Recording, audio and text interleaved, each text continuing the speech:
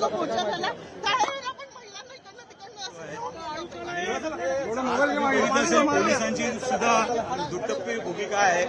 या ठिकाणी या समाजाचा मोर्चा एखादा काढण्यात येतो आणि तुम्ही बघितलं असेल कशा पद्धतीने या ठिकाणी या मोर्चाला विरोध केला आणि ज्या पद्धतीने हे राज्यकर्ते तिथे बसलेले आहेत हे दोन्ही एक आमदार आणि तो दुसरा आमदार मंत्री आले होते त्यांनी त्यांना त्यांच्याशी भेटण्याचा प्रयत्न केला पण त्यांच्यावरती बाटली फेकली गेली। बाटलीनं तर चपलीने मारलं पाहिजे त्याला, कळलं की नाही?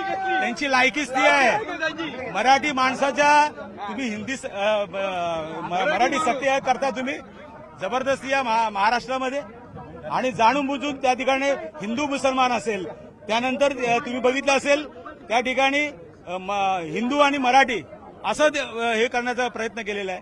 म्हणजे जाणून बुजून आज तुम्ही बघितलं असेल सर्व जाती धर्मामध्ये तेढ निर्माण करून ठेवलेले आहे।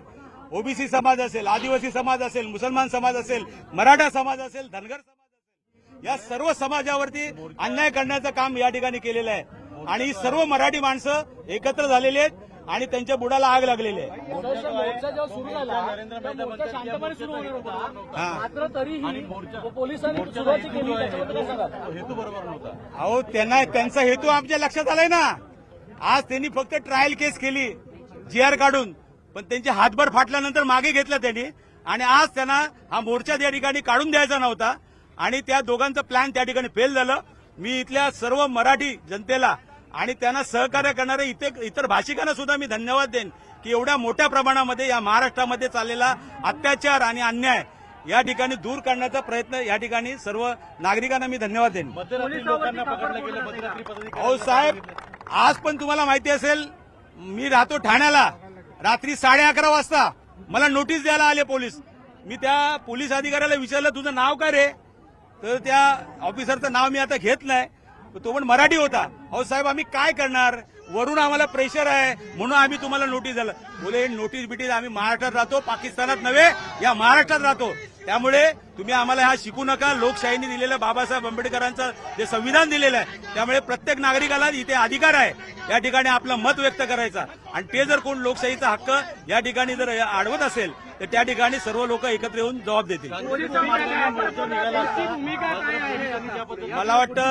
मला असं वाटतं या ठिकाणी महाराष्ट्र एकीकरण समिती या मीरा भाईंदरमध्ये काम करते त्यांच्या नेतृत्वाखाली या ठिकाणी मोर्चा होता आणि त्या ठिकाणी शिवसेना असेल त्यानंतर मनसे असेल इतर सर्व मला वाटतं या मीरा भाईंदर मधले आज तुम्ही सर्व जाती धर्माचे लोक सुद्धा या ठिकाणी आले होते आणि असं असताना शांततेच्या मार्गाने या ठिकाणी मोर्चा होणार होता परंतु जाणून बुजून या ठिकाणी शक्ती प्रदर्शन जे काही त्यांना भीती वाटली आणि म्हणून या सर्व सत्ताधारी मंडळांनी जाणून बुजून या ठिकाणी हे प्रयत्न केलेला आहे।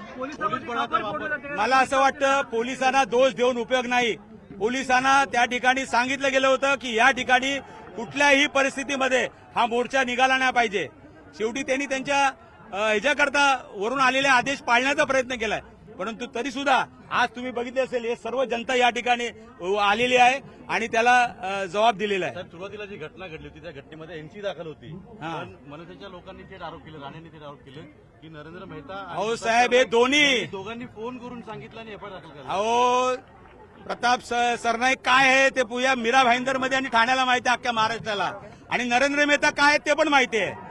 हे सर्व मिलीजुली यांची भगत आहे आणि जाणून बुजून या ठिकाणी मराठी माणसाला डिवसण्याचा प्रयत्न या ठिकाणी केलेला आहे।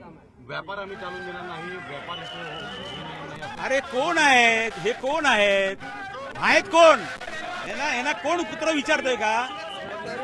आज बघा व्यापाऱ्यांना दोष देता येणार नाही। व्यापाऱ्यांना त्या दिवशी मोर्चा काढला यांच्याच फुसीने मोर्चा काढला आणि